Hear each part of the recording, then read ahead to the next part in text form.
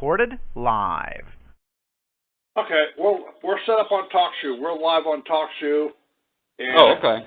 We are about 5 minutes till 8, guys. Okay. We are now simulcasting with Google Hangout on the internet, and we're going to be broadcasting with them at the same time. And we're going to go from 8 to 10 with Jennifer and the guests that they have with what we're doing in D.C. And then at 10 till 11, then we're going to do the regular AIB radio. And then from 11 to 12, we're going to be with BBS. And it's all going to be through Google Hangout, where we're going to run 3 shows on here tonight. Good Lord. Yeah. So all right. We've got a big night set up for us, a lot of information. Let me go ahead and mute everybody on TalkShoe, and then we will unmute as we come along here.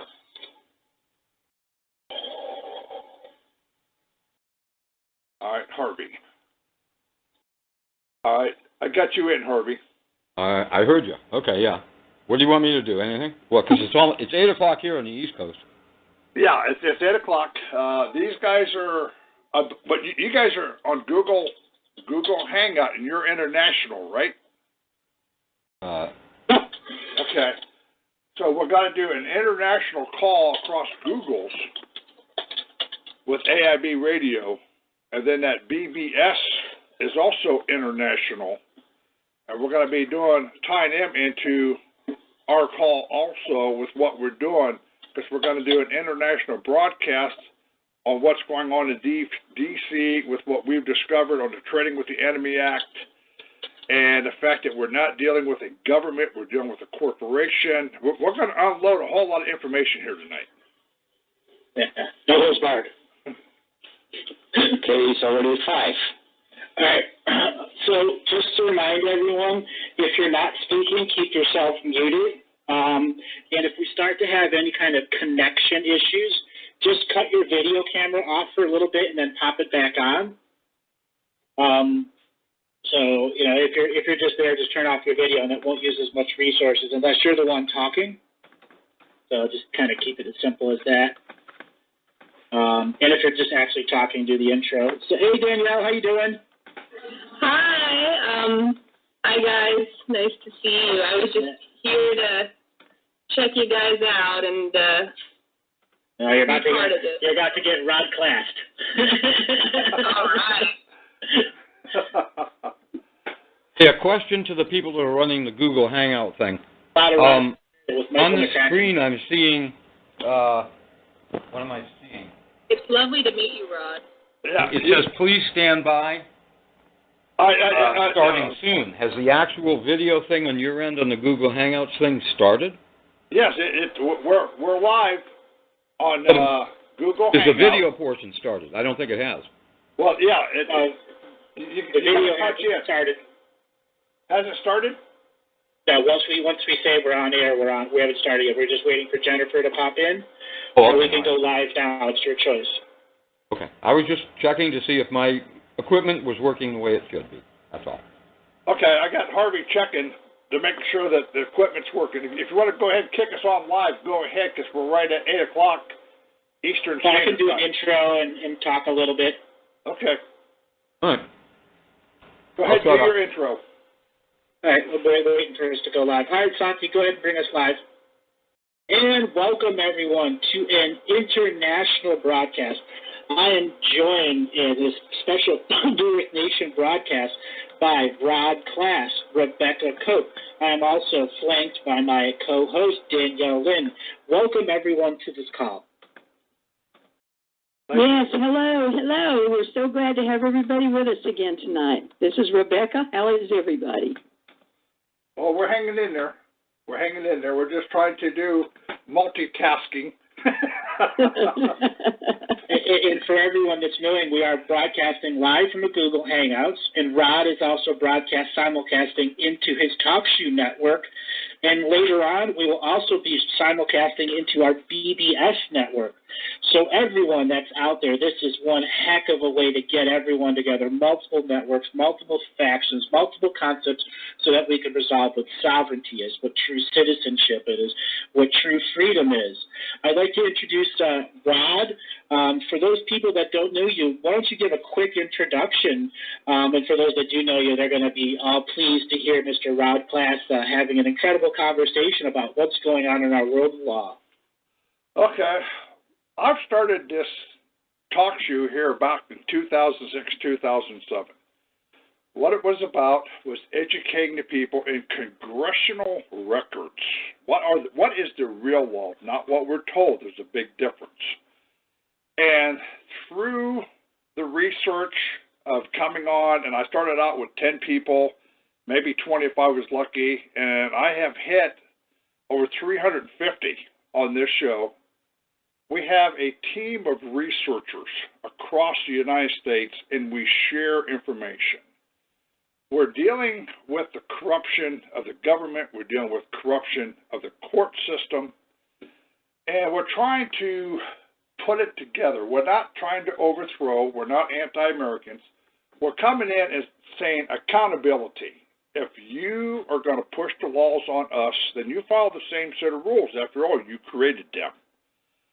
What we have discovered is that a lot of people know we're not dealing with a government. We're dealing with a corporation. But there's one thing within the Patriot movement and the movement out here. You can say anything you want. The problem of it is people were not able to back, were not able to support what they said. Through the research, we've gone into the congressional records where we could go back and show in 1867 under the Reconstruction Act, under statutes at large, on how the federal government overthrew the state governments.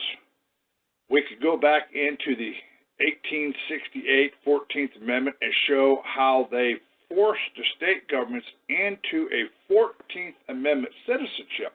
That 14th Amendment citizenship does not apply to we the people. It applied to them who held public office. Because if you will read Section 2 and 3 of the 14th Amendment, it talks about representatives, it talks about executors, it talks about president, vice president, judicial officers, civil service, military. It doesn't say one thing about John Q. Public, and it doesn't say one thing about freeing the slaves in this country. Well, when they did the 14th Amendment, several years later, they created the Act of 1871, which was the District of Columbia when they created the corporation. Well, the Constitution under Article 4, Section 3 allowed the states to create a state within two states. The key word here is to create a state within two states. It does not give them the authority to create a private business within two states, and that's exactly what they did when they created the District of Columbia. So when they created the District of Columbia Corporation, they removed all of our public officials from the constitutional side, from that public office side, over to the corporation side. But that wasn't the end of the story. When 1945 came up, the International Organization Immunities Act, when it kicked it in on December 5th, 1945, they placed all public officials under UN jurisdiction. So we no longer have a government. We don't longer just have a corporation. We've got a foreign corporation that has overthrown our system unbeknown to the people. This is what we are coming back in and exposing. But what has made it worse is that we're now discovering that we're being dragged into these courts under the 1917 Trading with the Enemy Act, where we're being brought in as enemies of the state under the liability of licensing and registering it. Well, we're not an enemy of our government, and that's where people are making a mistake. We're not an enemy of our government. We are an enemy of the corporation that took over and overthrew our government. This is where the problem's coming in, and this is what we are exposing. Through court cases that I've been involved with, we're coming back in and we're proving that we do not have a government, that when we brought a class action lawsuit in 2006 against the United States of America, we've got a ruling from the 10th Circuit Court, calls them corporate appellees, not public officials. I have 5 administrative rulings here in North Carolina against the police department, the sheriff department, now against the highway patrol, a tax department, and several other agencies, and the Attorney General has come back into the administrative court and claimed that these are not agencies under the state, they're private contractors or private individuals. They don't work here, they're not part of the state of North Carolina. Now we got 5 rulings on this that we don't have any public officials. And this is where the problem's lying in. These people are misleading us and misrepresenting us and railroading us in order to obtain that federal grant money to that constitutional office that they hold on November 2nd from 9 o'clock in the morning to 9 o'clock at night. For that 12 hours, they're qualifying for a constitutional office while they have embezzled it and took it over to the corporation. We've got into, there's quite a bit here, but that's the short version of all this. That's really, really intense. And it kind of translated out there for people. What they're saying is your judges aren't bonded, aren't oathed. They're to the corporation and not to the state. Correct. And it's very understand if there's an oath and a bond, that means every single court case has an oath and a bond based off of the prosecutor, the trustee, who's going to be the trustee. It's very, very important because this is where they begin to switch you into a court that you have no idea where you want to go. It's almost impossible to find an inherent court of equity or court of magistracy, but they're everywhere. And part of the deception of the corporations is to change the courts. Well, the thing of it is, they've not only just changed the court, the problem we're running into is that as citizens, we believe in fair play because we were brought up on honesty, fairness, and I've been watching the old cowboy movies, and some of you people, I'm 60, and you get back into the 50s, you start watching Roy Rogers and Cheyenne and John Wayne and Gene Autry. There was a sense of fair play. That's how we was raised, fair play. And we believe that these people are honorable, and we believe that if we were honorable with them, they'll be honorable in return. What we've discovered, because they're operating under the Trading with the Enemy Act, there is no honor among them because they put a price tag on us. They have put a dollar amount, and what we proved through the Social Security Act, the Alien Registration Act, a lot of people are proving through the QSIP account, they're dragging us in to embezzle out of our account under Title 31, under that financing trout account that we have, and they're putting it into their private corporate stock with the same name of our government. And this is why we have the 2 names in the courtroom. One is the corporate name, and one is your standard name. And this is how they're dragging us in. How many classes of citizenship do we have? 3 still? We've got roughly 3 different types of citizenships, yeah. We have what is the natural citizen, which is what we are. You have your state citizen, and you got your federal citizen. And actually, you got your foreign citizens. And these people fall under foreign. We're nationals.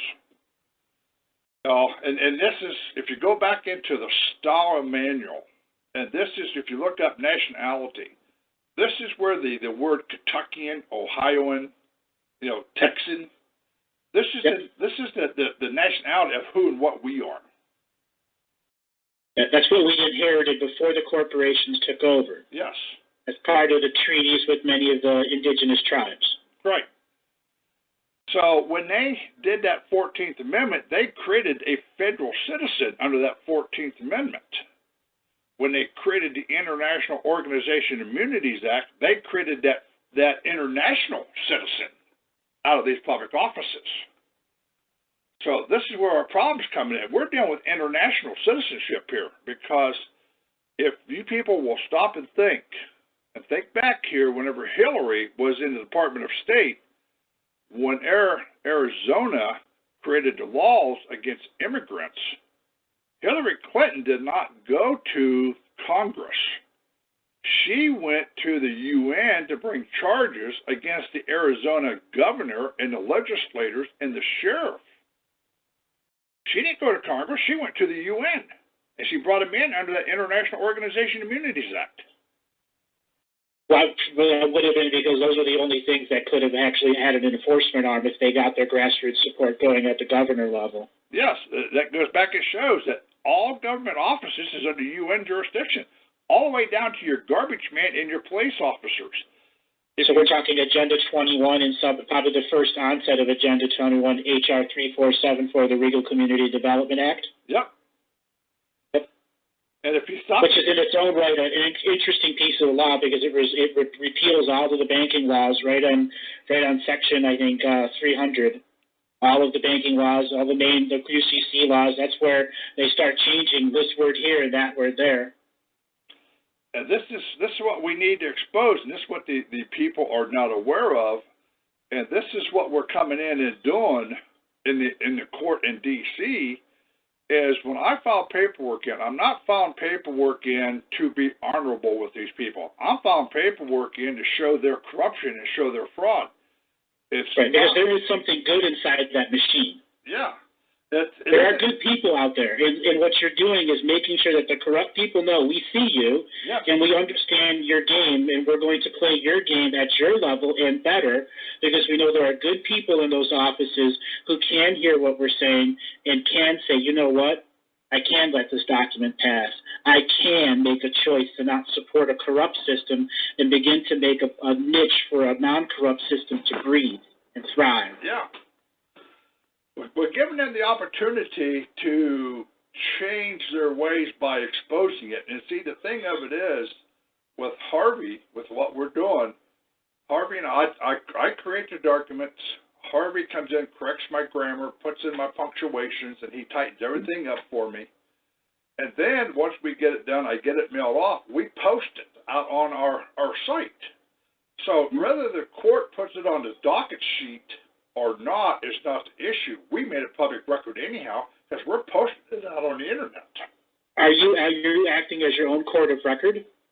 Yes, we are. Okay. It's important because your own court of record is really, really important here because they're trying to. It's so vital that people understand this basic stuff. So, Rebecca, are you there? I'd like to bring you in here for a second. I'm here. Yes. So let's talk some of the beginnings of what it means that a corporate state, a corporate entity, and how that affects us at the local level. Because it's the corporate offices that are giving us speeding tickets, that are giving bills, that are giving all this different stuff. So let's look at what this corporation was supposed to be, what it's actually turned into, and how we can begin to educate and realign court systems and people's perception of particular types of courts. Okay, one of the most important distinctions that we have been able to make as we're figuring out what we're dealing with the court system. When you get a common traffic ticket, you're brought in as a criminal. Well, when you really begin to understand the legal format, the framework that we're under, there is only one place in any of our information that you can be drug in as a criminal. So that's where we need to make sure that people are beginning to understand the difference in the rule of law and how we absolutely know the difference, that we're not dealing with people who are dealing with the rule of law. Hold on just a second. I'm on the Google. Is that it? Hey. We just had Jennifer join. Hi, Jennifer. I'm not. Hang on a second. She's just getting in there.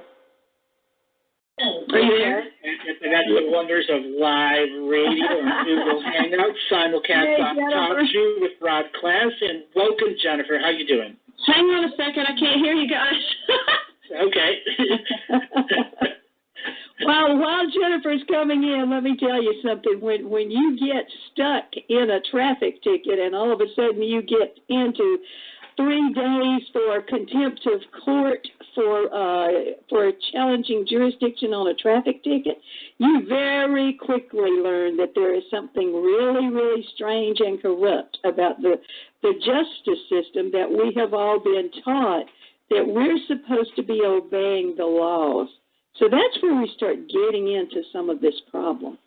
And as Rod has pushed the information in this D.C. case, first of all, most of us who study with Rod, hey guys from AIB, we're so used to doing a lot of this work together that we can begin to understand that when you're talking about Article 3 of the Constitution, we know that there is very, very, very limited power within our judiciary according to the Constitution. So we know that we're not dealing with constitutional government. If you have been to court any time in the last 10 years, you can say beyond the shadow of doubt that the Constitution is not in operation. Well, Title 28, which is the judiciary under the United States codes, there is only one form of action, and that is civil. And you get in there, as Rod explained so beautifully, with the criminal jurisdiction, but it is codified for future times. So we started looking at then, well, how are we being brought in? If it's a child support enforcement, it's a criminal action. Family law is criminal. If you're dealing with a foreclosure, you're being brought in as a criminal. So we're definitely not dealing with constitutional. We're not dealing with common law. What the heck are we dealing with?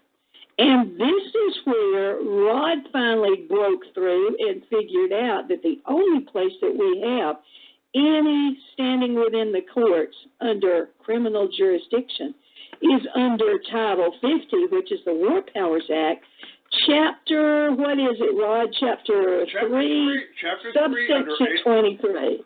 Chapter 3 under alien resident, and under Section 23, yes, jurisdiction of the court and judges under criminal. Yes. So then we begin to start opening our eyes and saying, okay, what is really going on here? Because the courts never give that jurisdiction. They do not disclose any of this. So then we begin to understand why we can never get anywhere in the courts. We have a 97% rate where the judges act on behalf of the bankers, on behalf of the state. If you're brought in for just a simple traffic citation, who is the injured party? How is state of the injured party? And then we begin to find out that state of is nothing but this big corporation that we're dealing with. So then we're looking at this and saying, okay, we're beginning to understand exactly how we're being brought into these courts. So then our job is to figure out what we are going to do to begin to hold these agents who are acting for the corporation accountable to the rule of law, because they're no longer following any of their own policies and procedures. So this is basically where we're setting up this International Tribunal for Natural Justice. We want to find a way to have enforcement when we all are run through the courts and we're doing things like this. So this is a big part of what our whole groups are about as we're coming together here. We're getting down to where we absolutely understand where the rule of law is being broken. Now, everybody looks at me sometimes, I got really into this study of all the laws and what was going on, and people said, why are you wasting so much time doing all of this? And I looked at it and said, how are we going to hold people accountable unless we know what it is they're supposed to be held accountable to? And so as I have studied with Rod for quite a few years now, and as we've begun to really pull all of these pieces together, then we can begin to do the real investigation here that says, okay, we know where the rules are being broken. We know how we can bring in the people themselves to start holding each one of the agents accountable. And when you learn that the police officers have no more standing than a security guard at Walmart, which is exactly what Rod's paperwork in North Carolina proved, we don't automatically look at all of our police officers as boogeymen, because you know what? most of them have families, and they're just trying to do their job too. But as we begin to educate them into what's going on, because I'm just going to tell you, a lot of them don't know, and I am not in any way, shape, or form trying to say that we're trying to get into anything except finding out that there has been perpetual war declared against the people by these corporations posing as government, and our job is to come in and declare peace. Now, whatever way it takes in order for us to declare peace and to be able to enforce that peace in our own sovereign status is really what we're about as we do this educational piece here, so that we can begin to learn how to hold the agents accountable when they're not following the rule of law. So that's really what's going on. That's right. Hold the agents accountable. Yep. Well, this is what we're trying to do here, because, like I said, a lot of people, they may not know, but I tell you what, we just had a lady on, Deborah Jones, here a few days ago. She was an ex-cop. She knew, because they were taken into a back room, from what she stated. They were given a secret oath to the fraternity before they took their oath to the Constitution. When she became a lawyer, the same thing. These people do know a lot. They may not know everything, but they do know that they're not doing their job right. But to them, it's a paycheck. To me, the bottom line is you can't commit a felony out on the road. You can't commit a crime out on the road against a citizen and then turn around and charge us for a felony whenever you created felonies, because we're only supposed to be charged for misdemeanors. And this is the biggest thing that we've discovered here, is that there is no criminal jurisdiction on their side of the fence unless it is under the Trading with the Enemy Act. And this is what Deborah said here was explaining towards the end, is that there is no criminal jurisdiction in these courts. They don't have it unless they bring us in under Trading with the Enemy Act. And that's the number one issue that we're dealing with here, because what we may have suspected, now we're able to come back and prove and back it up and shove it into their face on this. And this has created quite a stir with them, with us understanding this. Yeah, when you realize that you're being charged under war crimes, under trading with the enemy, you are an American citizen here on your own soil, and you are being charged as a criminal under the War Crimes Act. So one of the things that I would recommend that people do is to watch the Judgment at Nuremberg.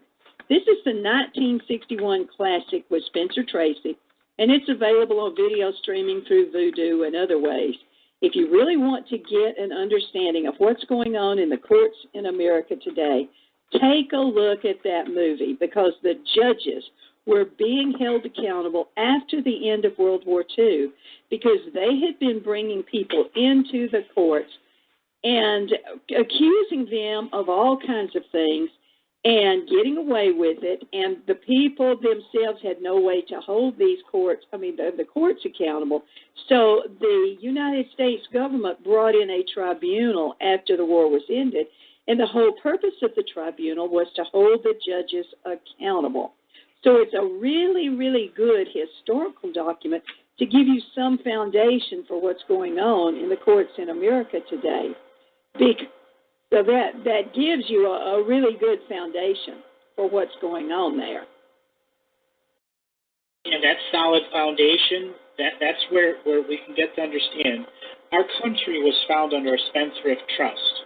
There were many more presidents before Washington, and there's much more of a vast history in which our generations didn't record or weren't written. Whatever the reason was, it's the way it is now. And we can learn what really happened there by going back into these founding documents, back to the true understandings of them, and say, what are they trying to tell us in between the lines here? And then what is the corporate trying to tell us between the lines? You have the East India Trading Company, which is one of the corporate militaries the British used. And this same concept was reapplied here to the United States. And as the United States began to mature and grow and then began to rob money all throughout Europe, this is widely known that America became one of the classic places for taking the money, scamming the money from everyone else, because here there was free reign. Well, that's true with what they did here. The thing of it is, the history is only recorded by those who are in charge, not by those who tell the truth. And that's part of our problem here. We have been lied to as a nation, but we have been deceived by the Bar Association because they're the one who writes the laws, they're the ones who control the courts, they're the ones who controls the censorship of what's being said. And it wasn't for the internet coming up here, we wouldn't be where we're sitting at now, and we sure wouldn't be doing this broadcast if it wasn't for the internet. Boy, that's for sure, and that is one of the most interesting things that I have found throughout this whole year.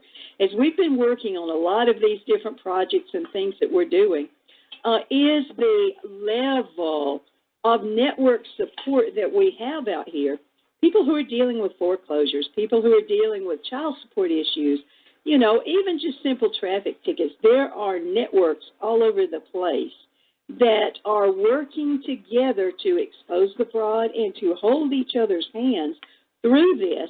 Jennifer's going to share, as we get into her story, it was just fascinating to watch the whole group of people who joined in to help Jennifer while she was going through her ordeal.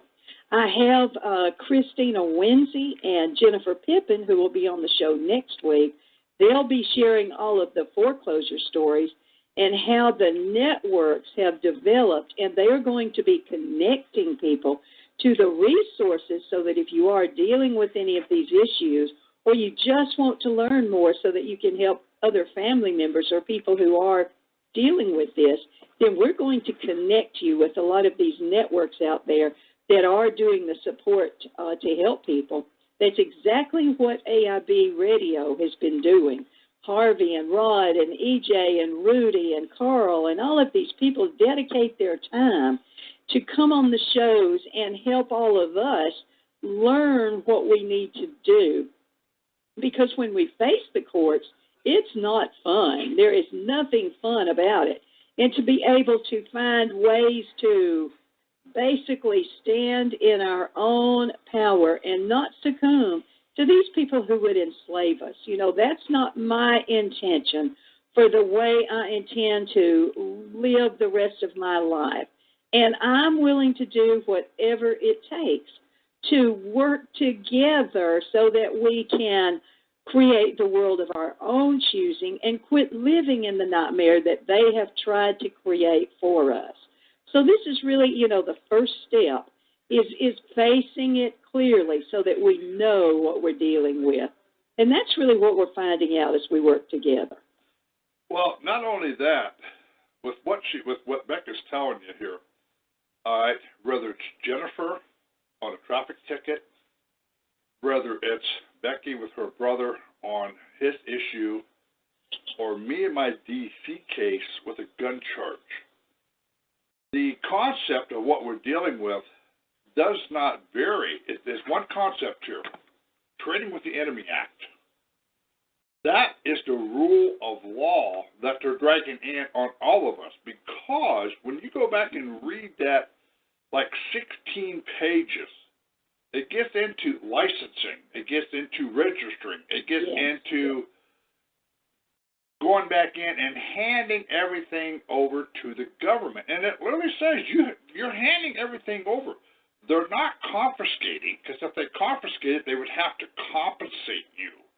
They are using it. They're borrowing it. And this is what all of us have in common. But when they created the birth certificate, that created another problem here. So it isn't a process, well, Rod, I got a traffic ticket. How do I differ my paperwork from that of your charge with a gun charge? Rod, I'm dealing with a household mortgage. How do I differ that than we're all being brought in under the Trading with the Enemy Act. We're all being brought in the fact that we had to get licenses. We had to register everything we own. We had to be registered at birth. Everything is owned by the government, but they're not disclosing this. Which includes that pre-birth registry. Yep. The first foot stamp. Yep. Okay.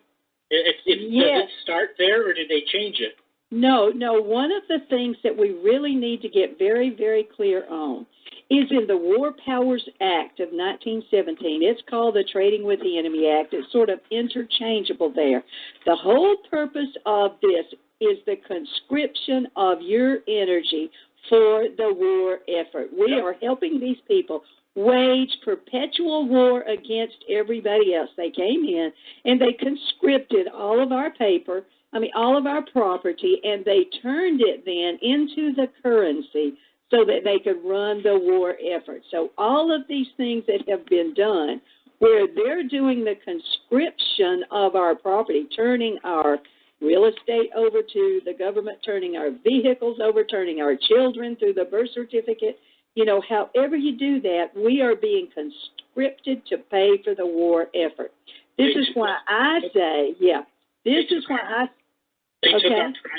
our private paper and our private products and made it part of the corporation and said if you want it, you have to declare yourself alive, even though we never told you that you declared yourself dead at the beginning of that live birth certificate. Well, no, there's a little bit more to it, and I think this is what Rod was getting ready to say on the license and the registration, because the licensing and the registration is where they're supposed to be keeping up with all of our property that is under their control so that they're able to use it. They were really supposed to be paying all of our debts as a result of that.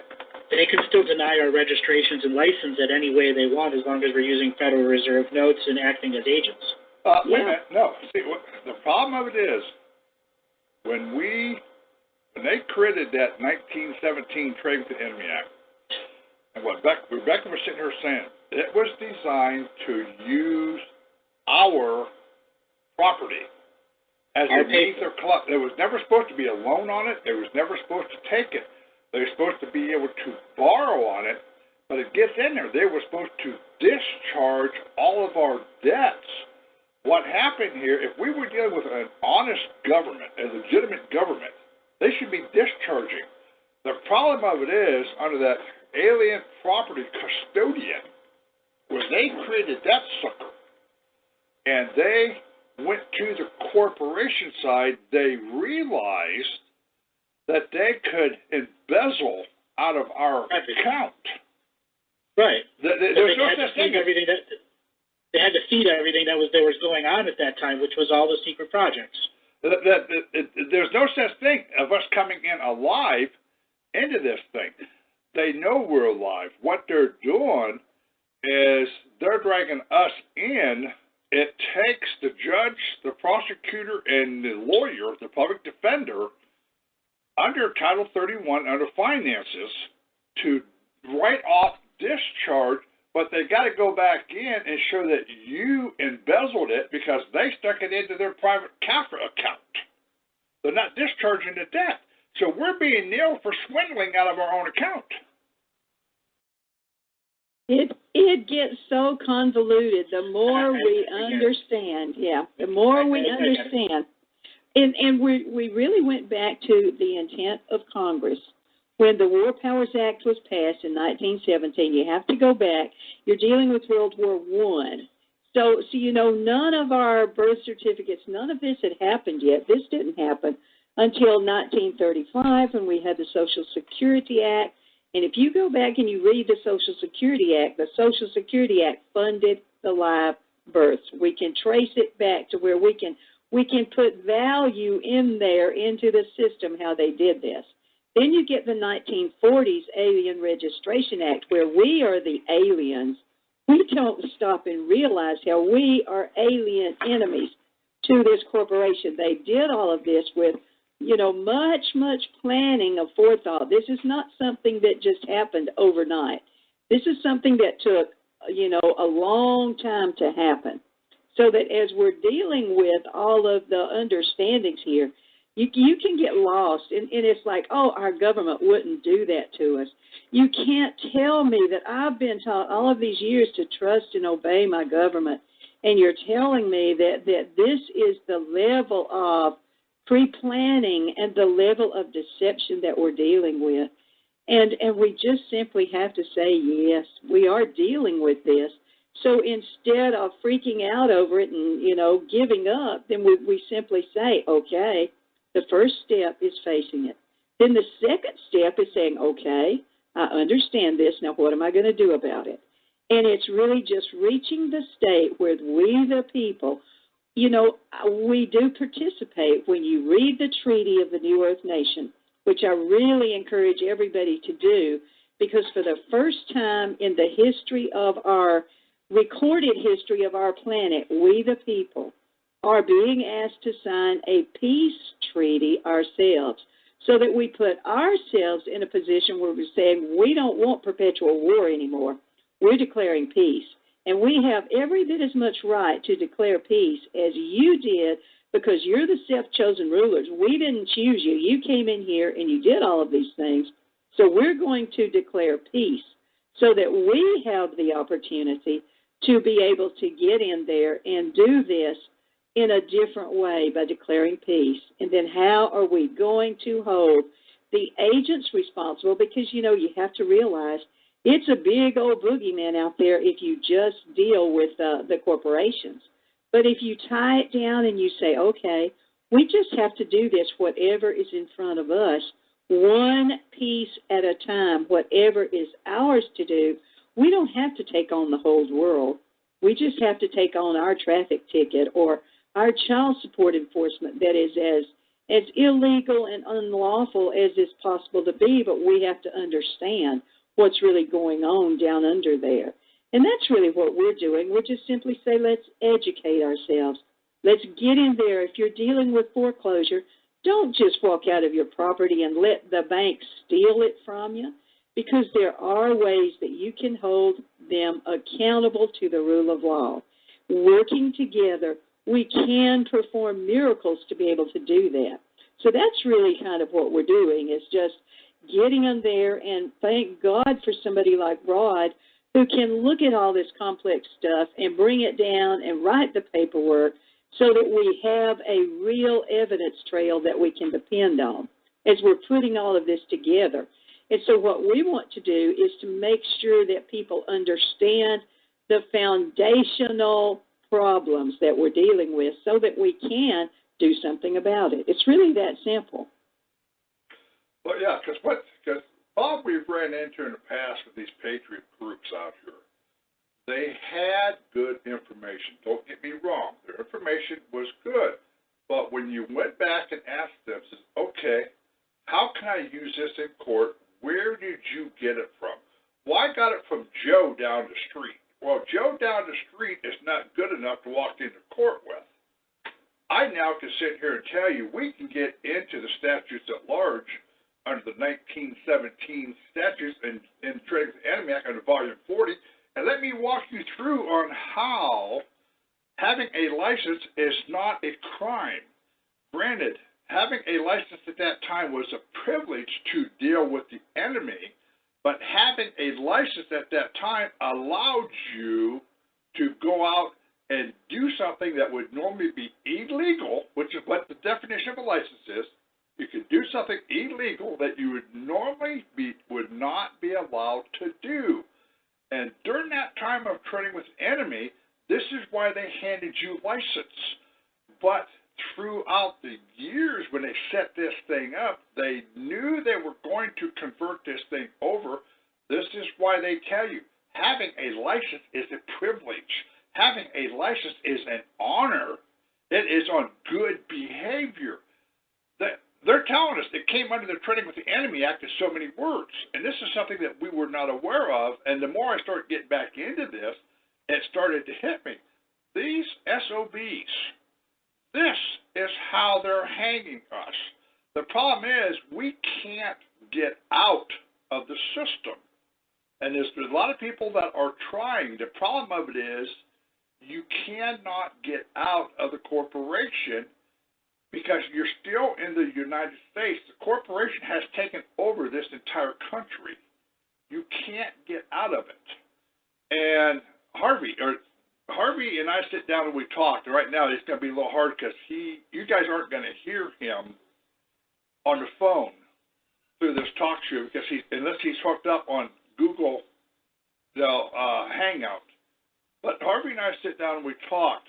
There was a gentleman that created, I think it was the 14th Amendment, that red book. He got out of the system. He did exactly what he wanted to do. He got out of the system. Problem of it is, when he got out, he actually got out. He can't get a job, can't buy, can't sell, because they've cleaned him. There's no identification on him. And ladies and gentlemen, that isn't what we're after here. What we're after is to put these people back into the government side out of the corporation, make them go back in and discharge our debts the way the Trading with the Enemy Act says they're supposed to. And this is what McFadden was getting into in 1933, 1932, when he was coming in saying it would resemble a mortgage. It was never supposed to have been a mortgage on us. It was supposed to be that they were allowed to use our credit line, use our property as a means for the war effort. The problem of it is, ladies and gentlemen, the war effort. There's your key word. It was for the war effort. It was not for the personal, private use, which is what they're using it for. So they're taking it totally out of context. This now violates the Lieber Code of General Order 100 under Section 45, or Article 45, when they start using this for personal pillaging and plundering. The Lieber Code gives them one avenue, and that is for the military to take them outside and let them look at the camera and take a shot. That's the only option they have here. That's the Lieber Code. That's not me saying it. That's the Lieber Code. These people, if they're going to embezzle under the Trading with the Enemy Act, they had to give it to the military. They're not giving it to the military. This is personal embezzlement. If you really go back and read the Trading with the Enemy Act, it deals with Title 12 under that 95A under the banking. And that's all banking comes under the Trading with the Enemy Act. All of it does. Where's the War Powers Act? Comes under the War Powers Act. Comes back under the Trading with the Enemy Act. This is what we are missing. So it doesn't matter whether you're dealing with traffic, doesn't matter if you're dealing with foreclosure, doesn't matter if you're dealing with a crime. It all falls back under the Trading with the Enemy Act. That's how they brought us in under that 1933 state of emergency. That's how it's all tied in.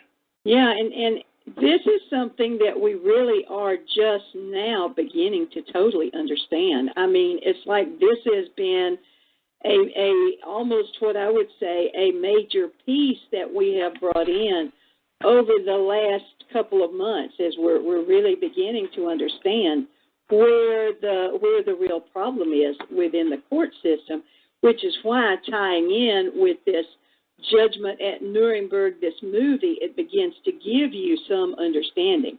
Now, I don't know how many of the listeners are aware that the United States has the largest prison population on a per capita basis than any other country in the world today. As you're dealing with China, which had about 1.3 billion people in their population, they had less than 1 million people in their prisons. And here we are. We have 300 million population, and we have over 2 million in prison, plus another 5 or 7 million on probation, so that we have the largest on a per capita basis of any country in the world. And so as we're looking at all of this and how the prisons have been filled to overflowing because of the War Crimes Act and because of the for-profit prisons that are tied into the international bankers, then we really do have some major problems here that we're dealing with as we're looking at, okay, how do we start holding some of these people accountable? So that's kind of some of the things that we're bringing in as we're looking at how we really do start holding people accountable to the rule of law. need to bring Jennifer. She's looking there very patiently, waiting to speak. Yes, I would agree. And so, Jennifer has quite an interesting story. She has been using the OPPT documents. And Jennifer, I would love to have you share a lot of the story. She was one of our interviewees when we did this documentary to start getting some of this evidence down so that we can lay out a timeline for all of the ways that these corporations posing as governments took over the United States, so that anybody can look at the evidence trail, be able to see the documents, be able to see the black ink on white paper so that we got this in. Well, Heather, of course, was the one who followed the bankers right through the system by putting her own house in foreclosure until she could bring it down to the one international parent corporation, the Bank of International Settlements, who is the overarching group that includes the Bank of England. The Bank of England is an alliance between the City of London and the City of Rome, and then ties it into the City of Washington and the banking dynasty, so that we know that international bankers are the overarching parent corporation. Well, Heather was the one, through the OPPT UCC filings, that brought this to the attention of the world. And then Jennifer's story kind of takes over from the time when she heard that first broadcast. So, Jennifer, I'd love for you to start at that point and then tell us how you ended up in the Birmingham jail a couple of weeks ago. Wow. Hi, everybody. That's quite a story for me to begin with and then end up with being in jail. I'm not sure if that's exactly what people think and want to hear when they hear OPPT. They don't want to hear, oh, you used OPPT and then you went to jail. Well, it gives you a sense of don't jump into anything until you have done the educational part first. I think that is one of the things I would like to emphasize over and over. Jennifer didn't do anything. Yeah, Jennifer did not do anything wrong. And that's going to be one of the most important things that you're going to hear through this story. Take it away, Jennifer. Right. Well, that said, I mean, not only did not do anything wrong, I did everything really right. And my paperwork is really solid. The thing that I loved so much about the OPPT was how basically it's very simple what it did. It posed two questions to the biggest corporation that could be found, i.e. the BIS, via their own methods, which is basically paper back and forth. They posited two questions to them. Are you operating a slavery system as evidenced by X, Y, and Z? And, are you attempting to stand between us and our Creator as an interloper? Both of which are very obviously true, both of which they could not deny, so they didn't. And those who have followed the OPPT realize that by their not rebutting the statements, then they acquiesced. Okay, so everybody says, well, fine and good. So they acquiesced. Well, where's all the evidence and where's the enforcement and that whole thing? Well, let me just say this. When I read those documents a year and a half ago when they were first made public, I've been an RN for 20 years. I had good credit and all of those things that go along with being, a happy, fat slave in this particular society. When I read those documents and when I absorbed them, it was almost instantaneous that I made the decision to unplug. And I more or less did that. I cannot say that I did that completely at the time, though I did it fairly significantly. I stopped making the mortgage payment, for which I had been already paying on a 30-year mortgage for 10 years. I had been late once in that 10-year period, and I just stopped.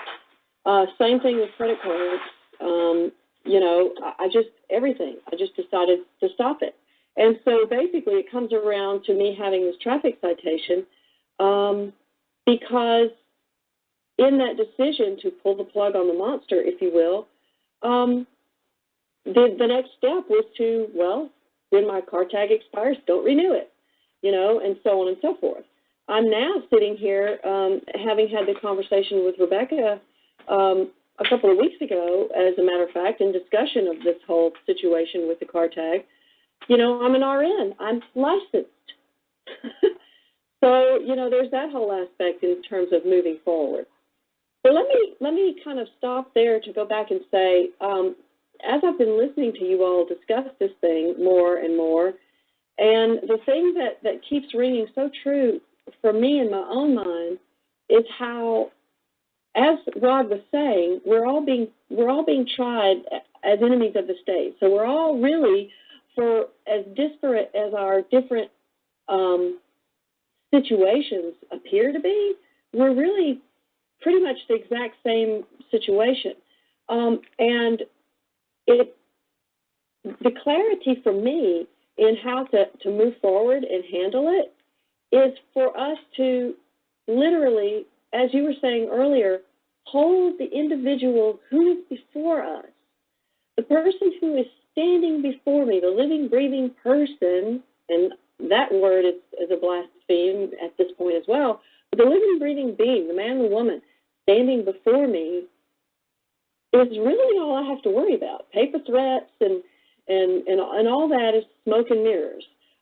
It's when the person shows up to tell me something or to accuse me of something or so on and so forth that I really have to be concerned, if you will. And concerned is not even the word I like to use, because I also am realizing that in the end we know that this is just a giant scam. And if we know that with every fiber of our being, then it's that much easier to let that energetic come forward to whoever's in front of us.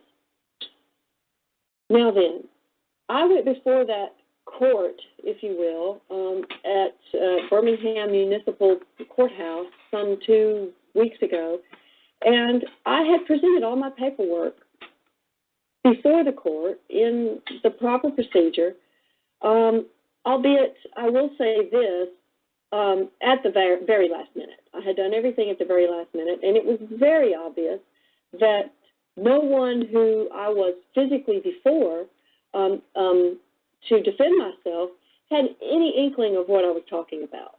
That was quite evident.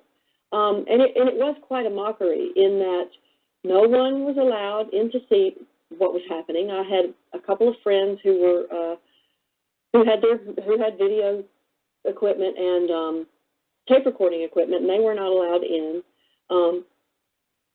And, they tried the whole afternoon to railroad me into admitting that I was the corporate fiction. And the way it basically panned out was that we never got anywhere in any type of a trial because we never got the jurisdiction established. Because really that's the next aspect of what this all is. Okay, we're being claimed as the enemy, but wait a minute, you don't even have jurisdiction over me if I'm using the I am document to completely remove myself, both energetically and every other possible fractal way that you could possibly hold me in here. I have removed myself with my statement. So there is no jurisdiction over me. There is none. And other than those in a costume stage play that you're in front of a court. Absolutely.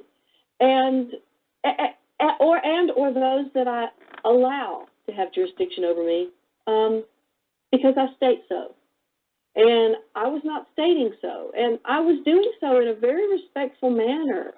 Were you using a trust, or were you just saying you weren't identifying their all capital names when they identified you? Did you just go into what you were saying? I am not trying to utilize the trust. In fact, my belief is that we should all abandon those trusts. I really believe that. I really believe we should abandon the notion of trying to get control of those trusts or whatever that No, I was referring to private trust as that had retaken your straw man.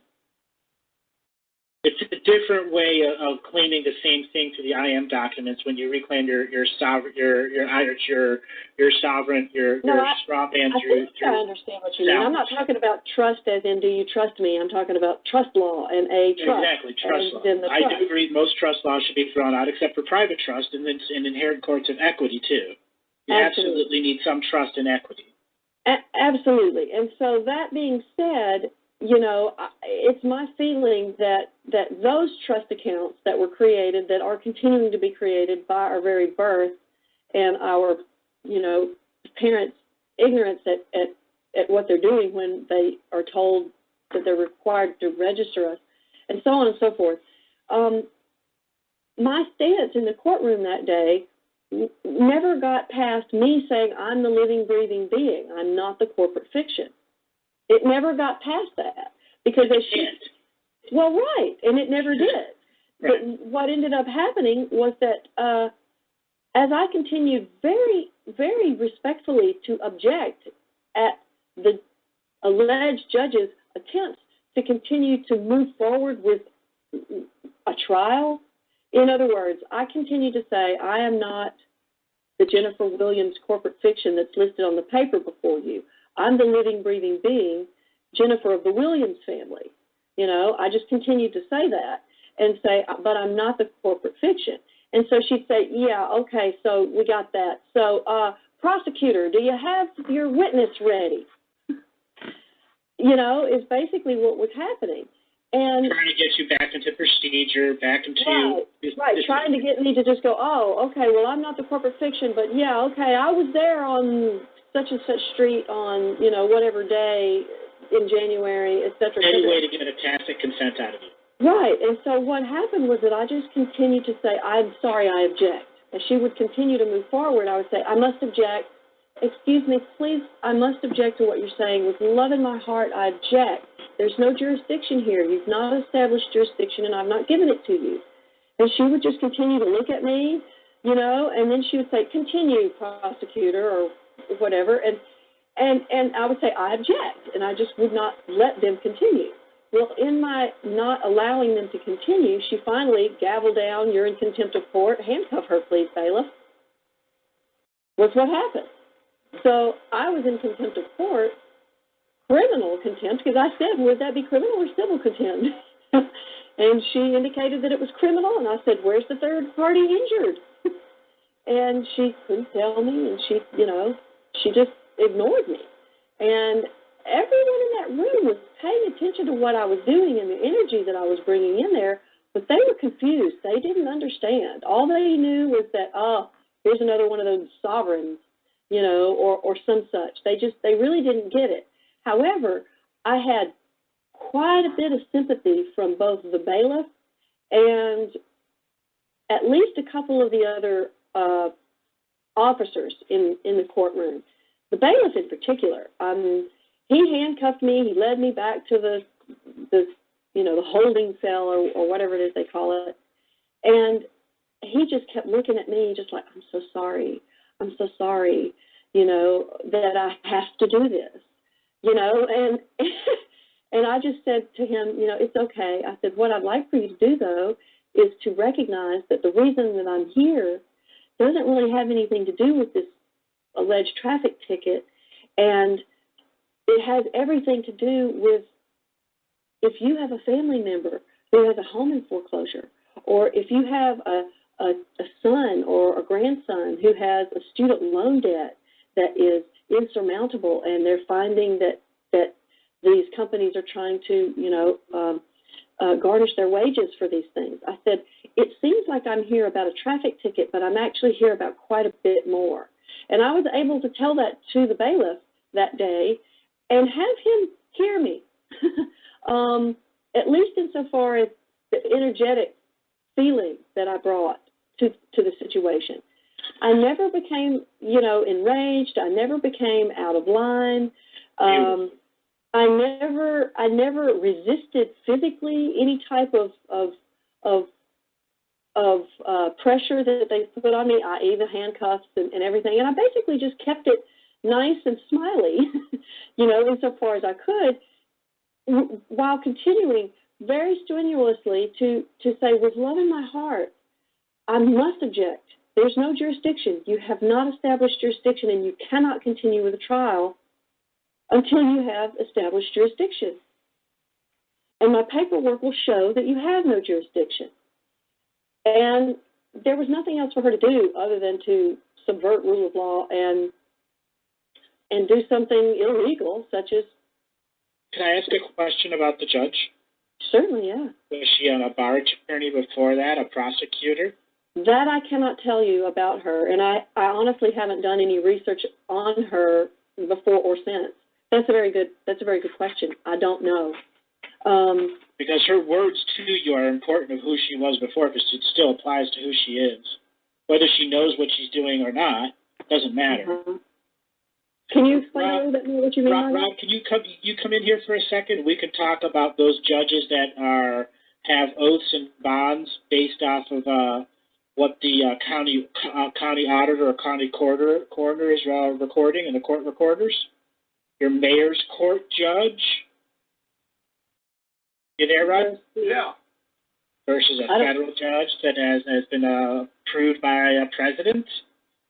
Okay, right, as in the municipal judges and things of that nature. Right. All right, I had to unmute myself. Standing, yeah. All right, the problem of it is, right, all of us, we're sitting here talking.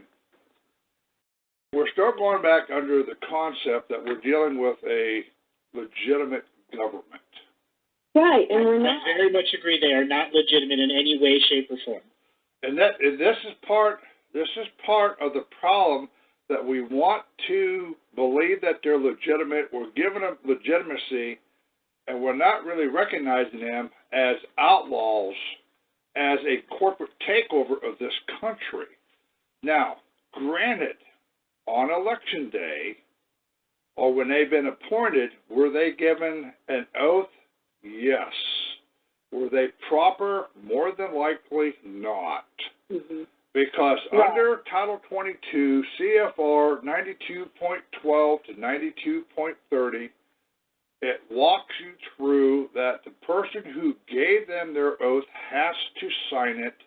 The person taking the oath has to sign it. It has to be signed and notarized by a notary, and then it has to be filed properly into the court or into the Secretary of State.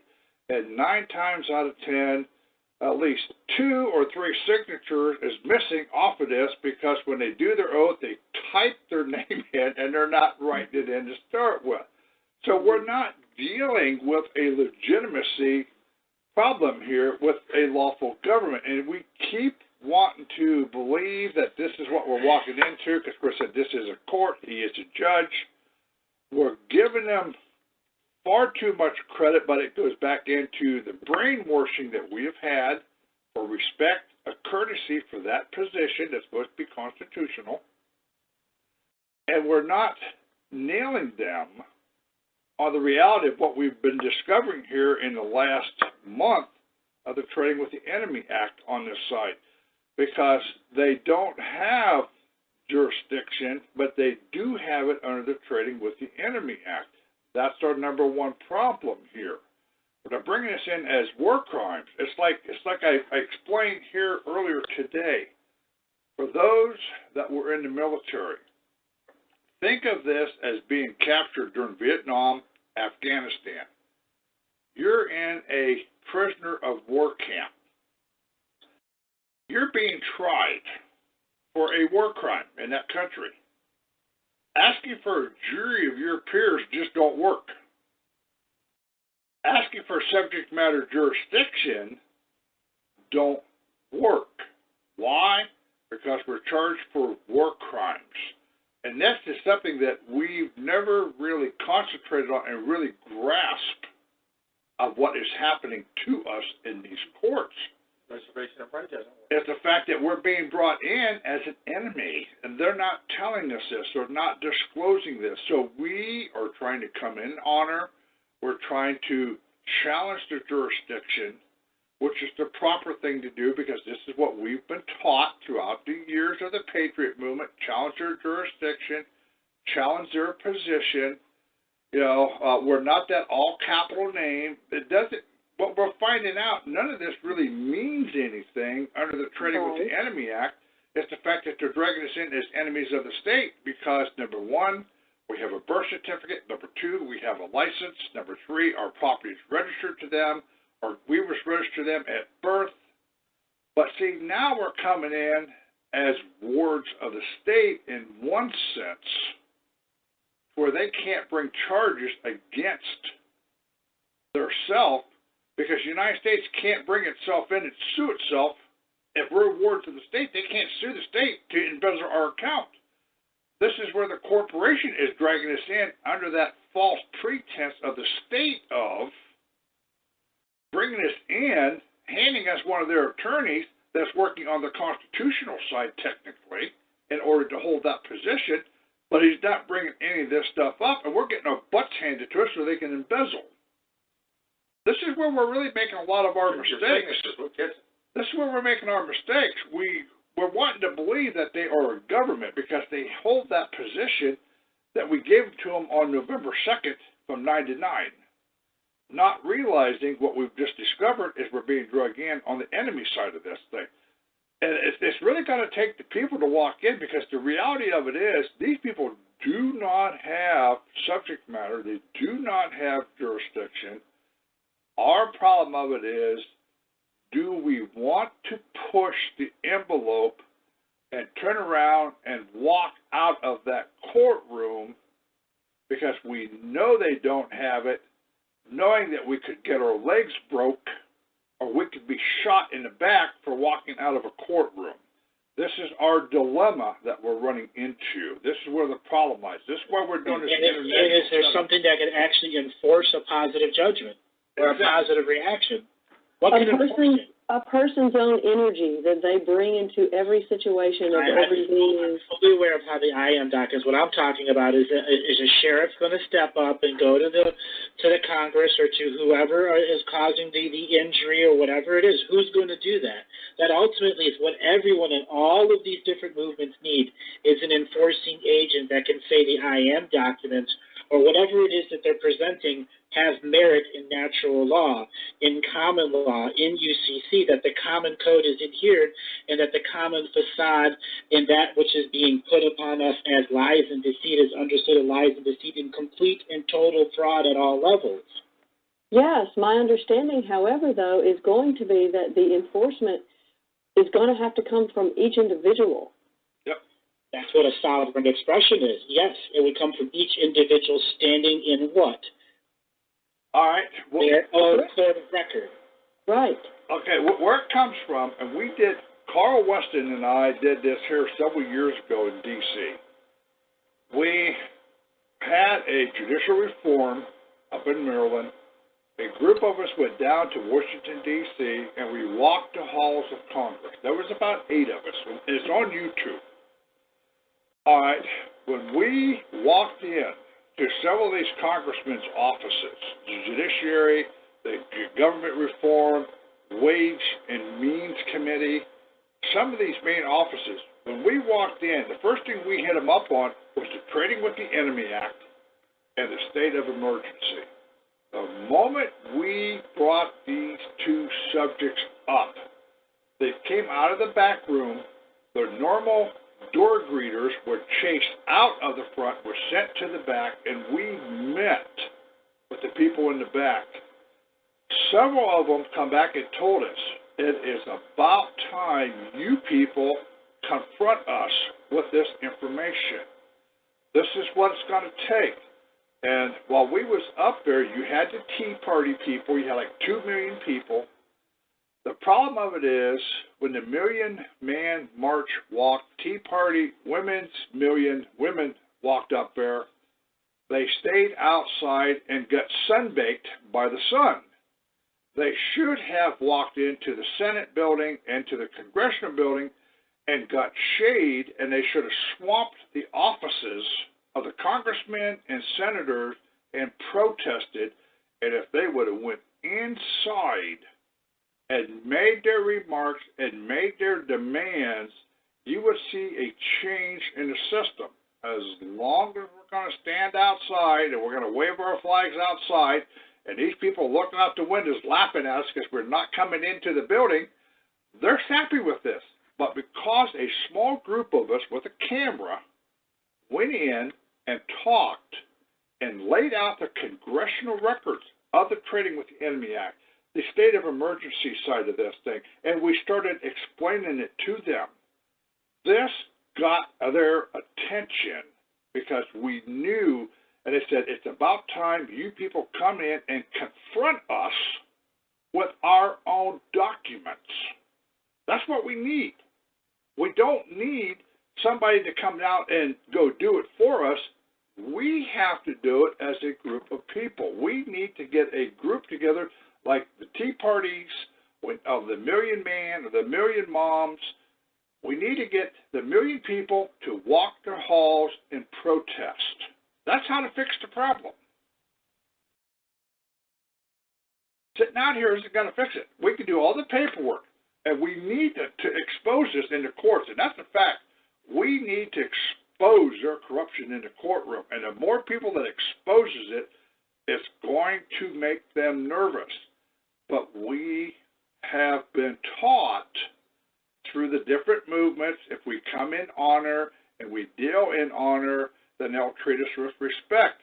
If you are a prisoner in a POW camp, try to talk to the commanding officer and say, I want respect here. I want my sovereignty recognized in your prison camp. They're going to laugh at you. They're going to stick you in a hot box, or they're going to stick you in pig slop, and there's your sovereignty. And that's what we're dealing with. I got a question. It comes down to when this country was started. I understand the Military Powers Act. They needed that after they set us up in the 20s, 30s, 40s with all that other stuff, so that when, after many major wars, they would do what? Have a system in which who's in charge?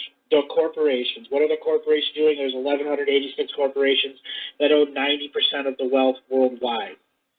You know, there's corporations that have more than countries. We understand this. Let's get back to these founding fathers, these founding concepts, this spendthrift trust that we started on. The War Powers Act, how does that treat, I mean, are they making us look at indigenous people so that they can do whatever they want us? I mean, this War Powers Act, I mean, I get it, but as the original citizens, where did it change? It changed when they really kicked into corporation in 1953. Because if you really check back prior to that, we were still running pretty much a legitimate government. But in 1953, when Eisenhower created that gold fringe flag and stuck it in the courts, this is when the corporations really came into power. And this is when they started switching everything over. I'm trying to get somebody to do some checking on when the CAFR accounts popped into place. Because I think that's with the Dick Act, honestly, because the Dick Act was supposed to be able to fund private militias based off of the state, and the state was not supposed to have any parts of it. No, the 1902 Dick Act, what it did, it went in and it invalidated all the so-called gun laws in this country. It created the three forms of militia, which was your national militia, which was your Army, Navy, Air Force, Marine. Right. It created your state militia, which was your National Guard, which is never supposed to leave this country. They're not supposed to leave their state and be sent overseas. But the third, it created the unorganized militia, which is you and I, and it allowed you and I to have the same type of military weaponry that the military has, because if we were invaded, we had to be able to defend our home front, because we were the first line of defense in this country. Right. That's where the Dick Act come in. What happened here in 1934 goes back to the gangsters of the 20s, where they were coming in with sawed-off shotguns, they was coming in with Tommy guns, they was coming with silencers, and they were taking out each other, but they was killing a lot of innocent bystanders. So Congress had to restrict a certain amount of weaponry being portrayed. But the thing of it is, when you go back and read the National Firearms Act of 1934, it goes in and it defines under Section A that a firearm is a sawed-off shotgun of a barrel of 18 inches or less, full overall length less than 26, a sawed-off rifle of 16 inches, overall length less than 26, a fully automatic machine gun, and a silencer. This is what is classified as a firearm. But if you go back and read the definition of the word person, this is where it comes in with all the federal statutes. Under that word person, it falls back to the manufacturer as a person. It falls back to the wholesaler as a person, the dealer as a person, the importer as a person, the collector, the guy that is the pawnbroker. All these falls under that definition of the word person. These are the people that have to have a license. These are the people who have to have registrations, not John Q. Public. And if you get into the 1968 Gun Control Act, it refers back to Title 18-921. It talks about it, but it also brings up the National Firearms Act of 1934, which goes back through all the same descriptions I just did, and the same thing with the 1998 of the Owners Protection Act. It deals with the manufacturer. There's nothing in there that deals with you and I as the licensee in any of this. It only dealt with the corporation side. See, this is part of what we're bringing up, because what we proved, and this goes back into part of what we're dealing with here. In 1925, it is a fact that H.R. 10,000 supposedly was created by Congress.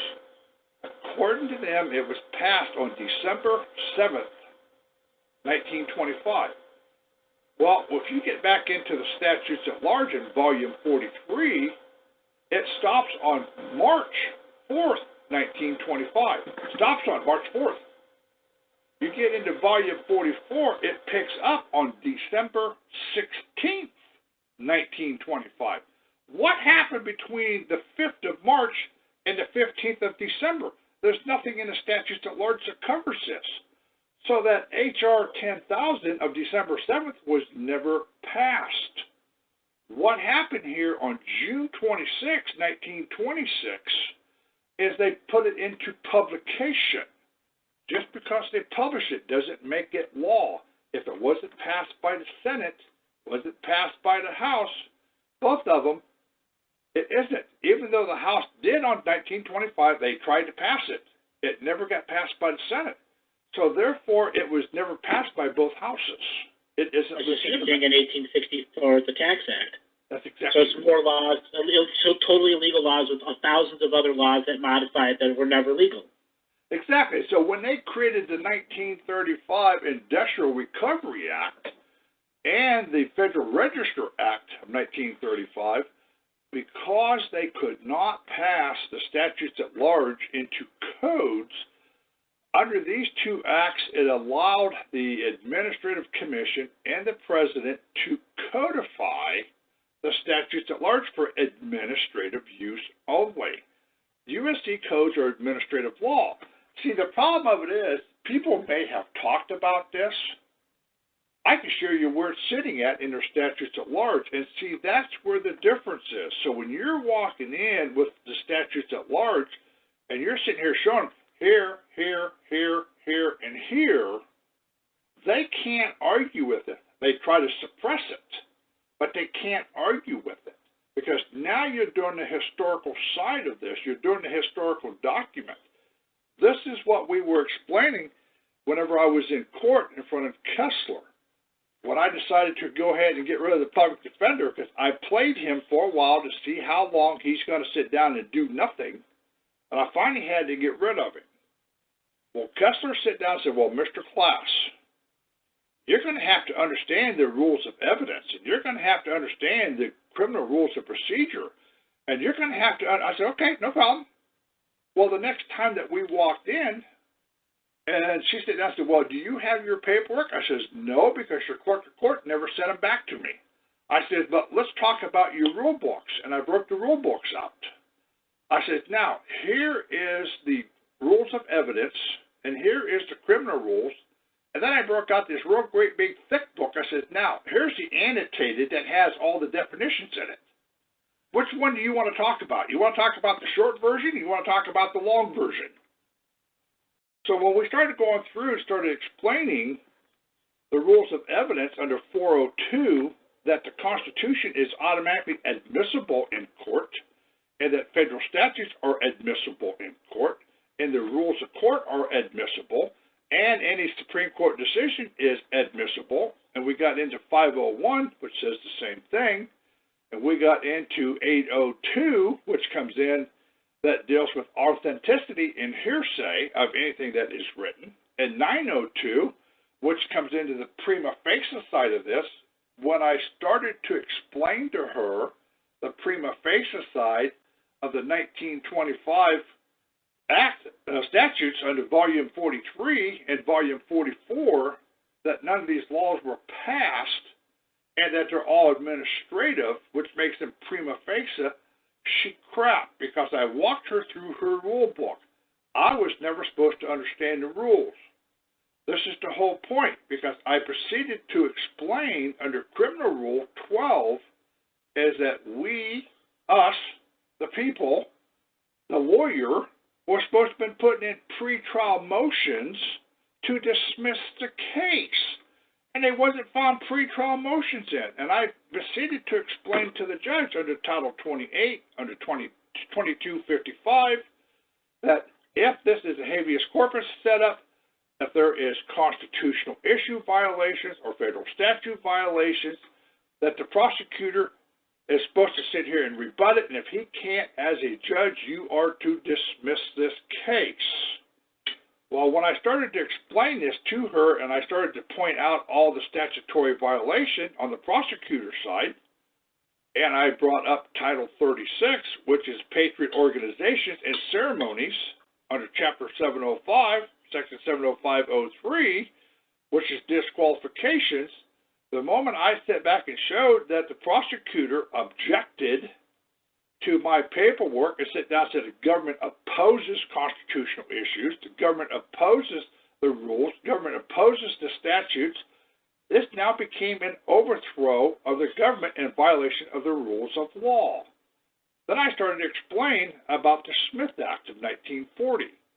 That this is an act of treason. This violated Title 18, Chapter 115, 2385 of sedition, treason, insurrection.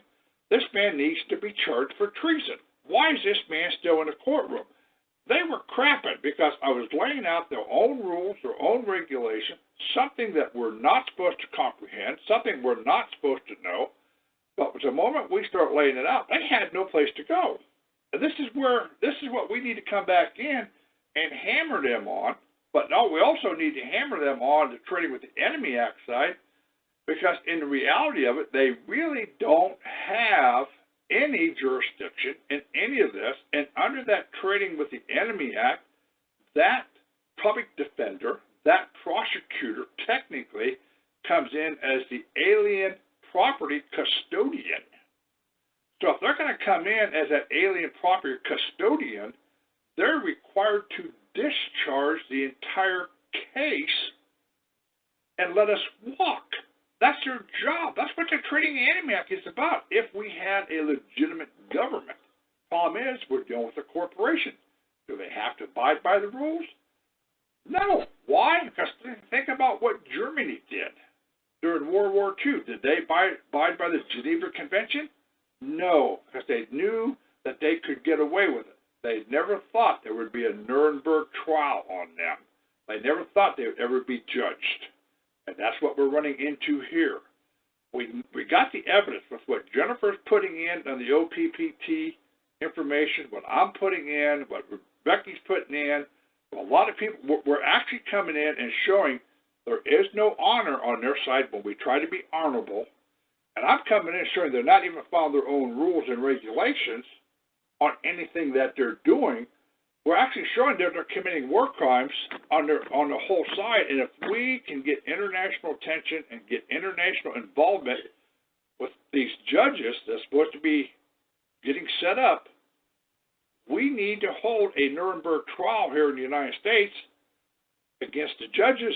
And once we start doing a few judges, federal and state, you're going to see a change in the system, because you're going to see these people wanting to jump ship and get out of this country, because they're not going to want to be tried for war crimes. Or jump ship and join the tribunals and put the people on trial that know what's going on. Exactly. Right. Right. And I would love to have Jennifer come in and talk a little bit about the contempt of court citation and how she got drugged in on this. And then let Rod sort of talk a little bit more about what contempt of court really is and how this was so against the law. So, Jennifer, you want to keep on with your story a little bit there? Oops, mute. She's still muted and doesn't see it, okay? I did. There you go. Okay. Sorry about that. Yeah, I mean, in listening to the conversation and absorbing more of the information, it strikes me, as it struck me that day, that really my stance isn't really any different. I have some more information now. I realize that I'm an enemy of the state in their eyes, which just provides another piece of the puzzle for my own ammunition, if you will, it seems. However, it still seems that my position would remain the same. There's no jurisdiction, and as I asked the judge that day, I said, I don't know who you are. I said, you've told, and everyone sort of laughed, and said, oh, well, she's the judge, and I said, yes, but that's what she's told me. I said, do you have an oath and bond? I would think that this is something that you must be able to provide me with before we can go any further on any of this, whether I'm an enemy of the state or whoever. Whatever you're attempting here is really ridiculous in the eyes of just the community at large, and it seems to me that a case such as mine, where the ridiculousness of being jailed for 3 days because I disputed the jurisdiction regarding an expired tag, if we can get enough energy behind that absurdity, that to me seems to be the driving force that we need. She had no jurisdiction. The court itself doesn't have the jurisdiction, and she has no open bond, most likely. It would stop right there if all the individuals who were struggling with any of this, once they were in a courtroom, wouldn't allow things to go any further than jurisdiction and a provision that's legally and lawfully required for them to prove that their oath and that they've provided an oath and that they're bonded. Exactly. And here you've got so many people who laugh at us because we're looking at it and we're asking questions. We're saying, now, wait a minute, just who are you? Because we have questions about your legitimacy because we have done our homework. Right. We understand, and we're willing to ask you to prove to us who you are. Right. And so this is, this was one of the really big deals in this judgment at Nuremberg. Mm-hmm. It was the people themselves who participated by their silence. I don't care if they smelled what was going on in Germany, whatever. The people themselves were complicit in this because they weren't willing to ask the questions. Mm-hmm. So it seems that those of us who are on this sovereignty path, we're the ones who are not only willing to ask the questions, we're willing to get in there and we're willing to dig, just like Andrew has done with his galactic historian, just like Rod has done and I have done as we've researched all of this so that we have a thorough understanding. So as you came in front of that judge, that was really quite an experience for you to have to face it like that, wasn't it? To see what was going on in the courtroom around you.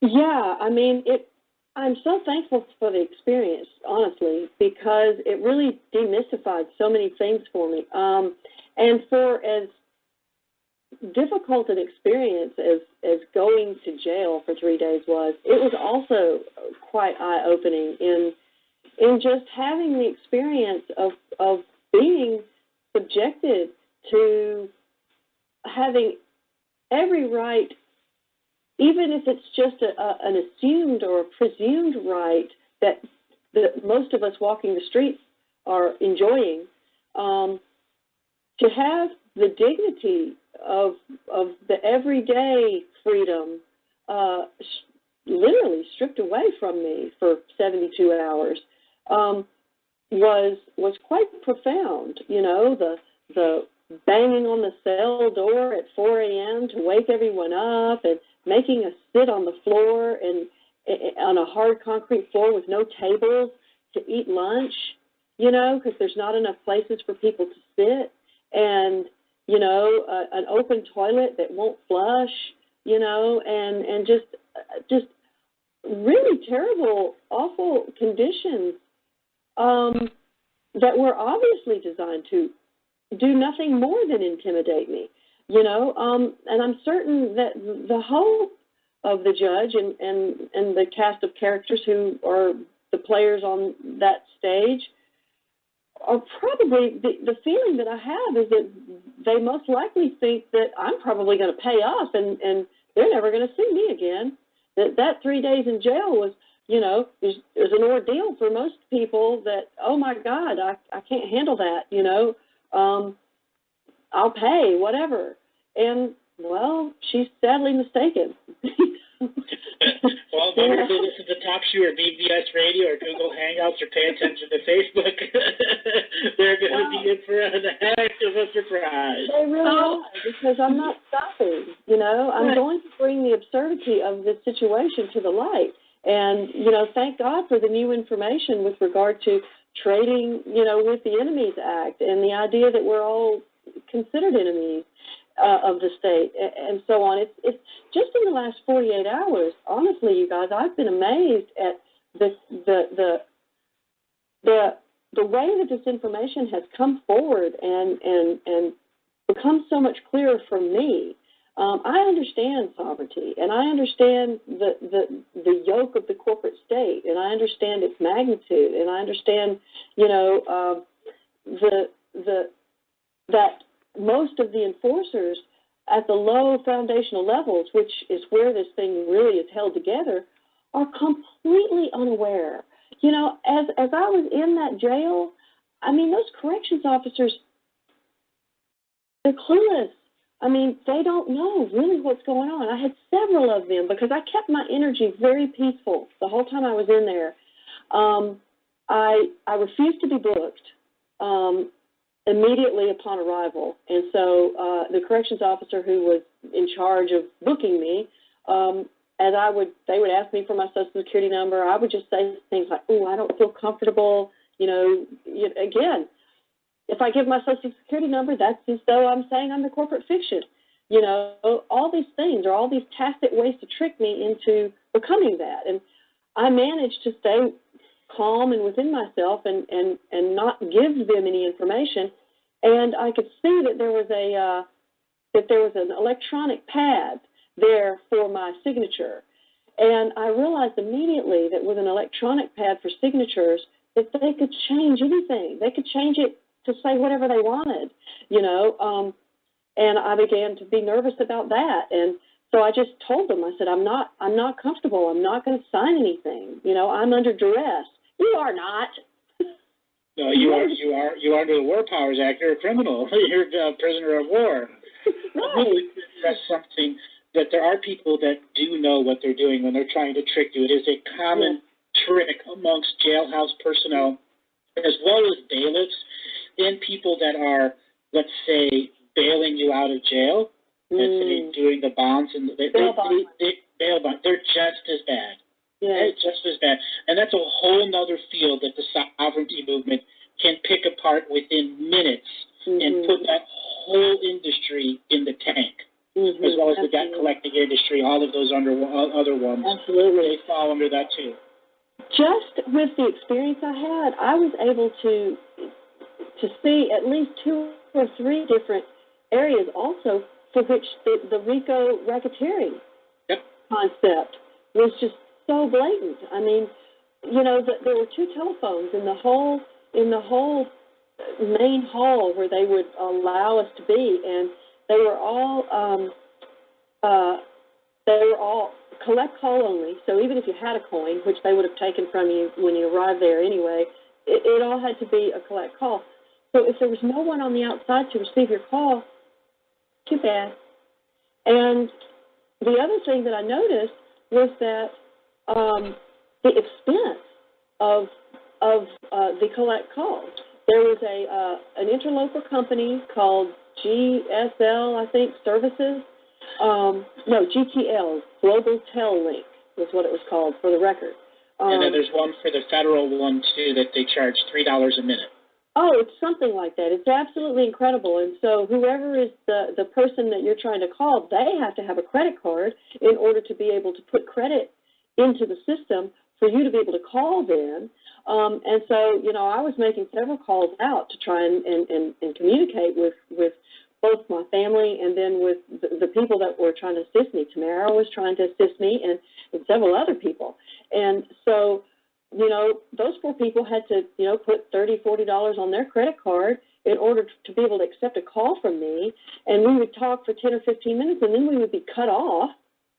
And that would be from the jail side. That wouldn't be because she was out of credit. It would be because the jail said, okay, well, that's enough time for any one person to talk to. There are more and more and more examples that go even further in that, where they're cutting off attorney clients, all sorts of things. But let's get back on track here. Rod, I want to bring you in here and bring to point what we've talked about in this first hour.